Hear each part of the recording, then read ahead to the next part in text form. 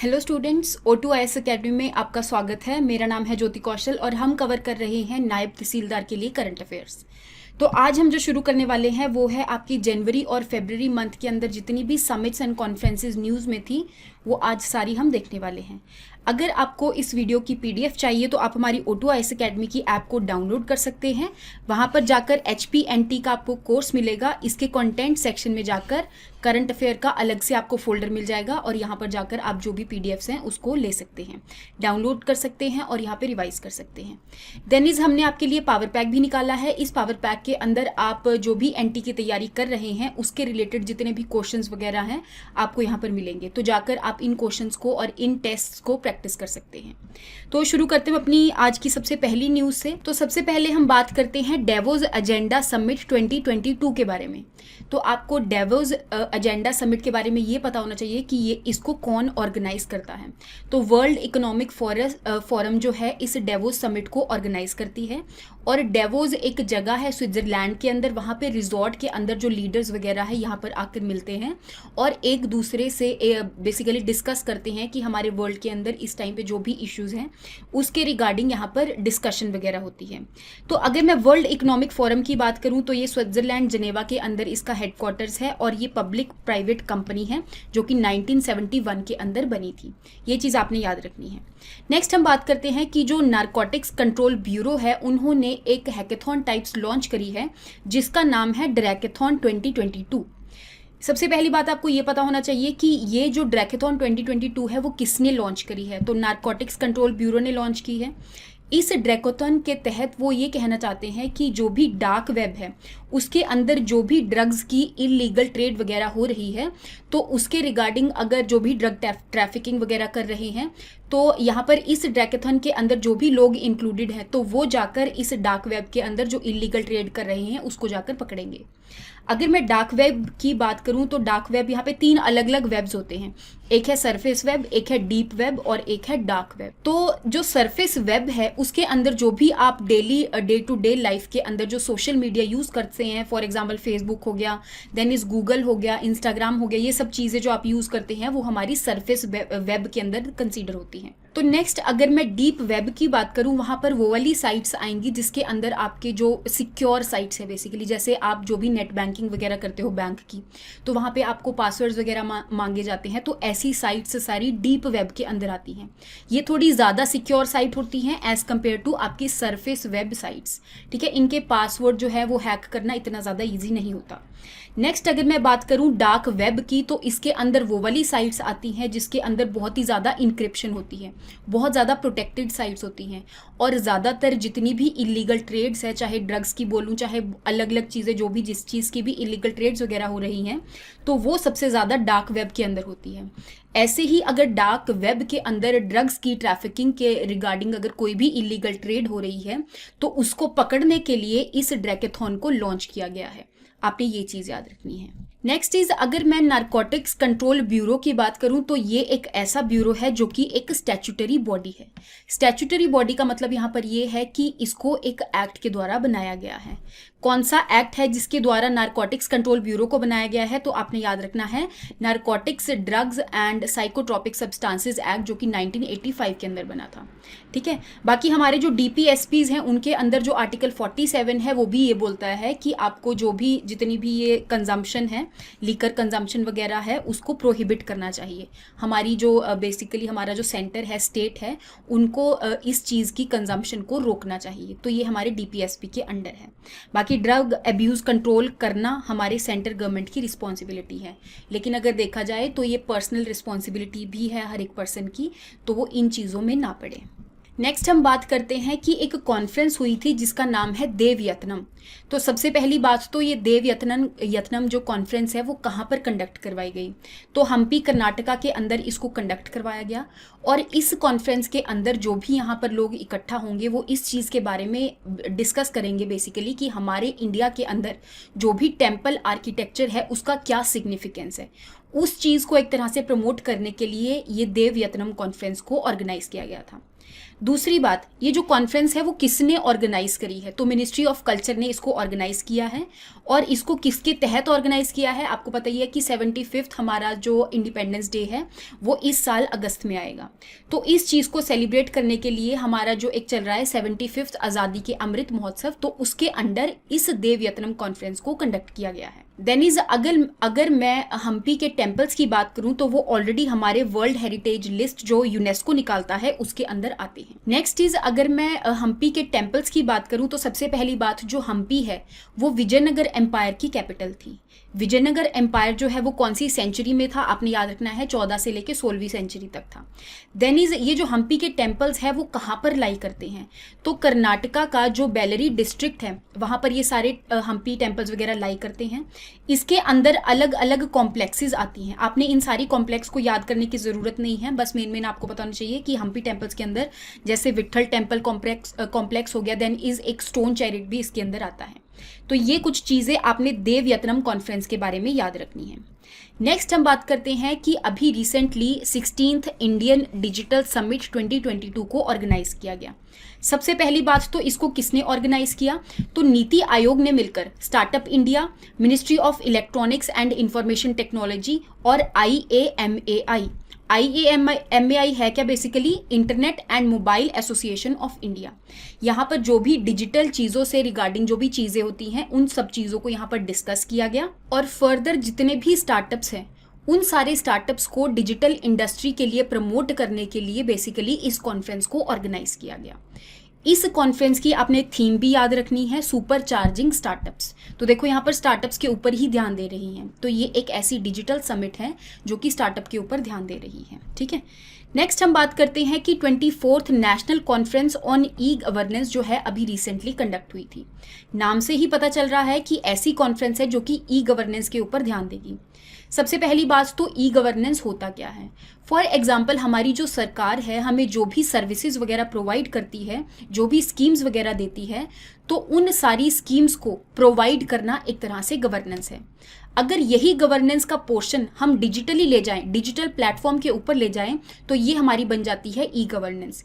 That means हम internet के द्वारा जो भी स्कीम्स की जो भी चीज़ें वगैरह प्रोवाइड कर रहे हैं वो हमारी ई गवर्नेंस के अंदर कंसीडर होगी। नेक्स्ट हम बात करते हैं कि ये जो कॉन्फ्रेंस है इसको किसने ऑर्गेनाइज किया, दैट मीन्स कौन सी मिनिस्ट्री ने इसको ऑर्गेनाइज किया और कहाँ पर इस कॉन्फ्रेंस को ऑर्गेनाइज किया गया। तो हैदराबाद तेलंगाना के अंदर ये कॉन्फ्रेंस हुई थी। देन इज हमारी जो मिनिस्ट्री है, ministry of personnel public grievances and pensions. ठीक है, इस मिनिस्ट्री के अंदर इसी के नाम का एक डिपार्टमेंट है, तो इस डिपार्टमेंट ने ई गवर्नेंस इस कॉन्फ्रेंस को ऑर्गेनाइज किया है हैदराबाद के अंदर। तो ये कुछ चीज़ें आपने इस कॉन्फ्रेंस के बारे में याद रखनी है। नेक्स्ट हम बात करते हैं कि नेशनल टाइगर कंजर्वेशन अथॉरिटी की एक मीटिंग हुई थी जो कि 19th मीटिंग थी। ठीक है, अपनी सीरीज के अंदर।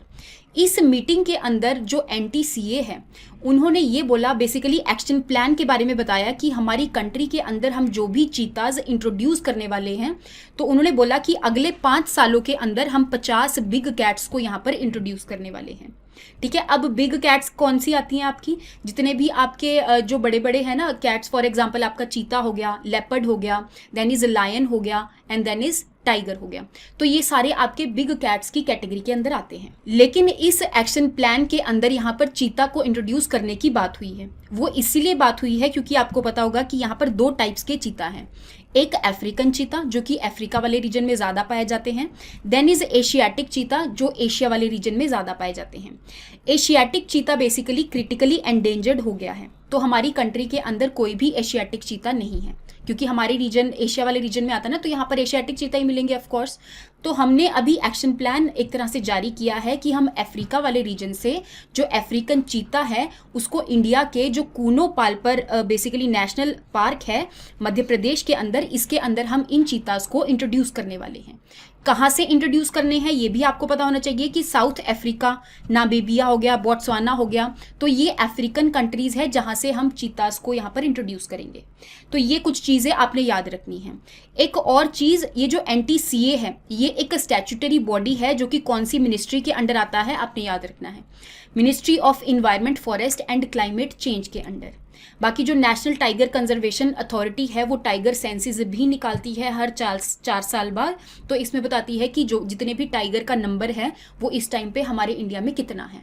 नेक्स्ट हम बात करते हैं कि अभी recently 28th DST-CII India Singapore technology summit conduct करी गई 2022 की। अब इसके समिट के नाम से ही क्लियर हो रहा है कि यहाँ पर पार्टिसिपेंट्स कौन थे। For example department of science and technology, CII से हो गया आपका confederation of Indian industry, then is India and then is Singapore. तो इन चारों ने मिलकर इस समिट के अंदर पार्ट लिया है। तो क्योंकि ये एक टेक्नोलॉजी समिट है तो यहाँ पर जितने भी लोग पार्टिसिपेट कर रहे हैं वो इस चीज़ के ऊपर ही डिस्कस करेंगे कि हम कैसे टेक्नोलॉजी के अंदर एक दूसरे को कोऑपरेट कर सकते हैं। देन इज यहाँ पे क्योंकि हम सिंगापुर के साथ ये समिट ऑर्गेनाइज कर रहे हैं तो यहाँ पर जितने भी बिजनेसेस और इन्वेस्टमेंट के आइडियाज़ हैं तो यहाँ पर एक दूसरे को हम अपॉर्चुनिटी प्रोवाइड करेंगे ताकि एक दूसरी कंट्री के अंदर हम इन्वेस्टमेंट और बिजनेस वगैरह को खोल सकें। तो एक तरह से दोनों कंट्रीज़ में कोऑपरेशन लाने के लिए इस समिट को ऑर्गेनाइज किया गया। कुछ और चीज़ें जो आपने इस समिट के बारे में याद रखनी है, फॉर एग्जाम्पल इनका जो थीम था that is building economies for future. Then is हमारे तो यहाँ पे department of science and technology जो कि ministry of science and technology के अंडर आती है उन्होंने पार्टिसिपेट किया है। अगर मैं सिंगापुर की बात करूँ तो उनकी जो ट्रेड एंड इंडस्ट्री वाली मिनिस्ट्री है उन्होंने यहाँ पर पार्टिसिपेट किया है। तो ये कुछ चीज़ें आपको पता होनी चाहिए। नेक्स्ट हम बात करते हैं कि 21st TERI's world sustainable development summit अभी ऑर्गेनाइज किया गया था। अगर मैं वर्ल्ड सस्टेनेबल डेवलपमेंट समिट की बात करूं तो इसको हर साल जो टीरी एक इंस्टीट्यूट है that is the energy and resources institute, तो ये इंस्टीट्यूट हर साल इस समिट को ऑर्गेनाइज करता है। इस समिट का क्योंकि नाम ही क्या है, world sustainable development summit, that means हमारे वर्ल्ड के अंदर सस्टेनेबल डेवलपमेंट करने के लिए जो भी आइडियाज़ वगैरह हैं वो इस कॉन्फ्रेंस के अंदर या फिर इस समिट के अंदर डिस्कस किए जाएंगे। अब सस्टेनेबल डेवलपमेंट है क्या, तो जितनी भी ऐसी डेवलपमेंट हो रही है कंट्रीज़ के अंदर जो कि इन्वायरमेंट को ध्यान में रखते हुए हो रही है, ठीक है, तो उसको हम बोल देते हैं सस्टेनेबल डेवलपमेंट।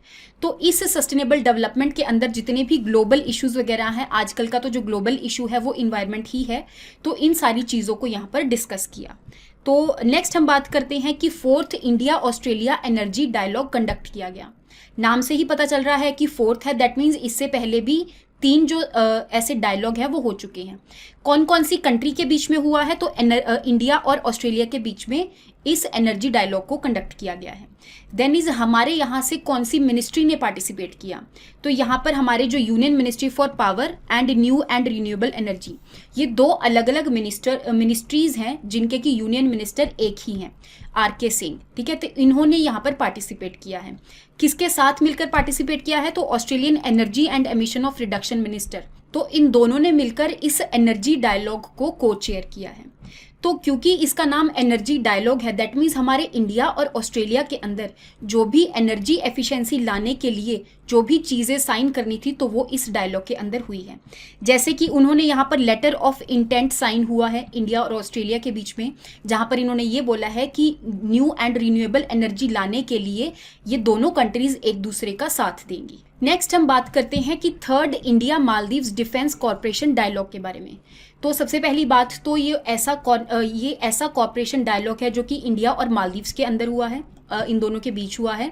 देन इस डायलॉग को मालदीव्स के अंदर कंडक्ट करवाया गया। यहाँ पे हमारे जो डिफेंस सेक्रेटरी हैं उन्होंने इस डायलॉग के अंदर पार्टिसिपेट किया था।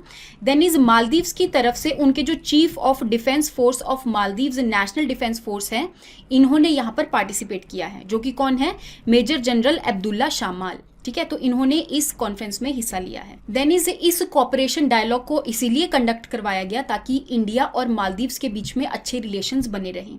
हमारे बीच में जो भी सिक्योरिटी वगैरह है उस चीज़ों को बूस्ट करने के लिए इस डायलॉग को कंडक्ट करवाया गया। और यहाँ पे हमारे जो डिफेंस सेक्रेटरी हैं उन्होंने यहाँ पर मेडिकल इक्विपमेंट भी एक तरह से गिफ्ट किए हैं इनको। तो ये कुछ चीज़ें आपने मालदीव्स और इंडिया की कॉपरेशन डायलॉग के बारे में याद रखनी है। नेक्स्ट हम बात करते हैं कि एक high high level segment of one ocean summit को ऑर्गेनाइज किया गया। यहाँ पर हमारे जो प्राइम मिनिस्टर जी हैं उन्होंने एड्रेस किया। सबसे पहली बात तो इसके नाम से ही क्लियर है कि ये एक वन ओशन समिट है। दैट मीन्स हमारे वर्ल्ड के अंदर जितने भी ओशंस हैं, Atlantic ocean, Pacific ocean, Indian ocean, तो इन सबको प्रोटेक्ट करने के लिए इस समिट को ऑर्गेनाइज किया जाता है। देन इज ओशंस को, जैसे ओशन के अंदर अलग अलग चीज़ें हैं, प्लास्टिक पोल्यूशन को कैसे रिड्यूस किया जाए, देन इज जितनी भी मेरीन टाइम सिक्योरिटी है उसको मेंटेन करने के लिए ओशंस के अंदर क्या क्या चीज़ें होनी चाहिए, तो ये सारी चीज़ें इस समिट के अंदर डिस्कस की गई। ये समिट जो है कहाँ पर ऑर्गेनाइज की गई है, ये चीज़ आपने याद रखनी है कि फ्रांस के अंदर इसको ऑर्गेनाइज किया गया है। किस किस के साथ मिलकर इसको ऑर्गेनाइज किया है, तो यूनाइटेड नेशंस ने वर्ल्ड बैंक के साथ मिलकर इस समिट को ऑर्गेनाइज किया है और यहाँ पे और भी बहुत सारी कंट्रीज ने पार्टिसिपेट किया है। मेन मकसद इस समिट का यही है कि ओशंस के अंदर जो भी एक तरह से चीज़ें आ रही हैं, प्रॉब्लम्स है, पॉल्यूशन की प्रॉब्लम है, चाहे मैरीटाइम सिक्योरिटी की प्रॉब्लम है, उन सारी प्रॉब्लम्स को देखने के लिए इस समिट को ऑर्गेनाइज किया गया है। नेक्स्ट हम बात करते हैं पावरथन 2022 के बारे में। तो ये एक ऐसी हैकेथॉन है जो कि मिनिस्ट्री ऑफ पावर ने लॉन्च करी है। इस हैकेथॉन के अंदर इनका बेसिकली थीम क्या है, enabling advanced technologies in power distribution. That means power को डिस्ट्रीब्यूट करने के लिए जो हम अलग अलग प्रॉब्लम्स आती हैं बेसिकली उसके रिगार्डिंग जो भी सल्यूशंस हैं वो प्रोवाइड करने के लिए इस हैकेथॉन को लॉन्च किया गया है। यहाँ पर जो भी लोग पार्टिसिपेट करेंगे वो बेसिकली एक सल्यूशन बताएंगे कि हम कैसे पावर सप्लाई को ईजिली डिस्ट्रीब्यूट कर सकते हैं या फिर हम कैसे पावर को ईजिली डिस्ट्रीब्यूट कर सकते हैं। तो इस सब का तो आप देख सकते हो यहाँ पे कि जितनी भी प्रॉब्लम्स है पावर डिस्ट्रीब्यूशन के अंदर उनके रिगार्डिंग जो भी सॉल्यूशंस वगैरह प्रोवाइड करने हैं, तो इस हैकेथॉन के अंदर जो लोग पार्टिसिपेट करेंगे वो इस सॉल्यूशन को बताएंगे। नेक्स्ट हम बात करते हैं री इमेजिनिंग म्यूजियम्स इन इंडिया। तो ये एक बेसिकली कॉन्फ्रेंस टाइप है, एक ग्लोबल समिट है जो कि ऑर्गेनाइज करी गई। सबसे पहली बात तो इसको किसने ऑर्गेनाइज किया, तो मिनिस्ट्री ऑफ कल्चर ने ऑर्गेनाइज किया। किसके अंडर ऑर्गेनाइज किया, तो हमारा जो 75th आज़ादी के अमृत महोत्सव चल रहा है उसके अंडर इस री imagining museums in India a global summit को ऑर्गेनाइज किया गया। इसको और किसने साथ मिलकर ऑर्गेनाइज किया है, तो ब्लूमबर्ग ने मिनिस्ट्री ऑफ कल्चर के साथ मिलकर इसको ऑर्गेनाइज किया है। देन इस समिट के अंदर ये एक वर्चुअल समिट थी, बेसिकली ऑनलाइन हुई थी ये एक समिट, तो ऐसा कुछ नहीं है कि कौन से रीजन में हुई थी। देन इसके अंदर 4 बेसिक हेडिंग्स वगैरह प्रोवाइड करी गई कि हमारे इंडिया के अंदर जितने भी म्यूजियम्स हैं एक तरह से उनके लिए अवेयरनेस क्रिएट करना या फिर मैं बोलूँ कि बेस्ट ऐसी स्ट्रैटेजीज वगैरह प्रोवाइड करना ताकि हमारे जो इंडिया के म्यूजियम हैं एक तरह से ज़्यादा प्रमोशन हो सके उनकी। तो ये जो ग्लोबल समिट हुई है यहाँ पर ऑल ओवर दी वर्ल्ड हमारे इंडिया के म्यूजियम्स के बारे में बताया गया। देन इज 4 ब्रॉड हेडिंग्स थी बेसिकली जिसके अंडर इस समिट को ऑर्गेनाइज किया। For example architecture and functional needs, हमारे इंडिया के अंदर क्या भी जो भी आर्किटेक्चरल एंड फंक्शनल नीड्स हैं। देन इज उनकी मैनेजमेंट कैसे हो सकती है। Third is collection, curation and conservation, कैसे हम जो भी आर्किटेक्चर वाली चीज़ें हैं उसको म्यूजियम्स के अंदर कंजर्व करेंगे। Then is education and audience engagement, तो यहाँ पर लोगों को बताएंगे उस चीज़ के बारे में और कैसे ऑडियंस भी इसमें एंगेज हो सकती है ताकि हमारे एक तरह से म्यूजियम्स को प्रोटेक्ट किया जा सके। तो ये जो समिट है यहाँ पर ऑर्गेनाइज की गई। नेक्स्ट हम बात करते हैं फिनटेक ओपन हैकेथॉन के बारे में। तो ये एक ऐसी हैकेथॉन है जो कि फाइनेंशियल टेक्नोलॉजी के ऊपर है। दैट मीन्स हम टेक्नोलॉजी को कैसे फाइनेंशियल सेक्टर में यूज़ करते हैं। जो भी आज आप आजकल जितनी भी पेमेंट्स वगैरह करते हो ऑनलाइन, तो एक तरह से हमने यहाँ पर टेक्नोलॉजी को फाइनेंशियल मार्केट के अंदर इंट्रोड्यूस करवाया है। अगर मैं बात करूं कि इस ओपन हैकेथॉन को किसने ऑर्गेनाइज किया है, तो नीति आयोग ने मिलकर फोनपे, अमेजॉन वेब सर्विसेज और अर्नस्ट एंड यंग, इन चारों ने मिलकर इस हैकेथॉन को ऑर्गेनाइज किया है। इसके अंदर जो भी लोग पार्टिसिपेट करेंगे वो यहाँ पर सोल्यूशन बताएंगे कि कैसे हम टेक्नोलॉजी को फाइनेंशियल सेक्टर के अंदर यूज़ कर सकते हैं, और जिसका बहुत अच्छा एक तरह से सोल्यूशन होगा। यहाँ पे जो भी आइडियाज़ वगैरह देंगे तो यहाँ पर उनको रिवॉर्ड भी मिलेगा। तो एक तरह से ये हैकेथॉन हम ऐसे भी बोल सकते हैं कि जितनी भी हमारी स्टार्टअप कम्युनिटी है उनको इनकरेज करने के लिए इस हैकेथॉन को ऑर्गेनाइज किया गया है। नेक्स्ट हम बात करते हैं ASEAN India high level conference on renewable energy. तो एशियान ने इंडिया के साथ मिलकर इस कॉन्फ्रेंस को ऑर्गेनाइज किया है, जो कि रिन्यूएबल एनर्जी के ऊपर बेस्ड है। दैट मीन्स यहाँ पर हम जो भी एनर्जी बनाने वाले हैं वो रिन्यूएबल सोर्सेज से बनाने वाले हैं, जैसे हाइड्रो इलेक्ट्रिसिटी हो गया, जैसे सन के द्वारा जो इलेक्ट्रिसिटी बनाई जाती है वो हो गया, ठीक है। देन इज आपने याद रखना है कि इसकी थीम क्या थी, तो experience and innovation for integrated renewable market. तो यहाँ पर ये जो दोनों एक तरह से ग्रुप्स हैं, या फिर मैं बोलूँ एशियान और इंडिया है, वो यहाँ पर एक दूसरे को इस चीज़ में हेल्प करेंगे कि रिन्यूएबल एनर्जी के अंदर जितनी भी इनोवेशंस वगैरह आई है तो वो एक दूसरे को यहाँ पर प्रोवाइड करने वाले हैं। नेक्स्ट चीज़ आपने याद रखना है कि किसने मिलकर इस इस कॉन्फ्रेंस को ऑर्गेनाइज किया है। तो ministry of new and renewable energy हो गया, देन इज हमारी एक और मिनिस्ट्री जो कि एक्सटर्नल अफेयर्स वाली मिनिस्ट्री है, then is Asian centre for energy हो गया और टेरी इंस्टीट्यूट। तो इन सारों ने मिलकर इस कॉन्फ्रेंस को ऑर्गेनाइज किया है, जो कि रिन्यूएबल एनर्जी के ऊपर ध्यान देने वाला है इंडिया और एशियान के बीच में। अगर मैं एशियान की बात करूं तो ये एक ऐसा ग्रुप है जो कि साउथ ईस्ट एशिया वाले रीजन में लाई करता है। इस ग्रुप के अंदर टोटल 10 कंट्रीज हैं जो कि आपने याद रखनी है। अगर आप इस मैप को दोबारा से देखोगे तो आपको ये याद हो जाएंगी। अगर मैं बात करूं तो कि ये ग्रुप बना कब था, तो ये ग्रुप बना था 1967 के अंदर, बैंकॉक के अंदर, थाईलैंड के अंदर बना था ये बेसिकली। और कई बार हम इसको बैंकॉक डेक्लेरेशन भी बोल देते हैं, क्योंकि जो एशियान है वो बैंकॉक में बना था, तो इसको हम बैंकॉक डेक्लेरेशन द्वारा बनाई गई एक बॉडी भी बोल देते हैं। उस टाइम पे जो फाउंडिंग मेंबर्स थे तो वो कुछ कंट्रीज थी, जैसे इंडोनेशिया हो गया, फिलीपींस हो गया, सिंगापुर हो गया, मलेशिया हो गया, थाईलैंड हो गया। इसके बाद 5 और कंट्रीज ने इस ग्रुप को ज्वाइन कर लिया, ठीक है। तो आपने 10 की 10 कंट्रीज को याद रखना है। आई होप आपको यहाँ तक जितने भी समिट्स एंड कॉन्फ्रेंसेज हैं जनवरी और फरवरी मंथ के, वो सारे समझ में आए होंगे। नेक्स्ट क्लास के अंदर हम नेक्स्ट टॉपिक कवर करने वाले हैं, ठीक है। Thank you so much and have a nice day.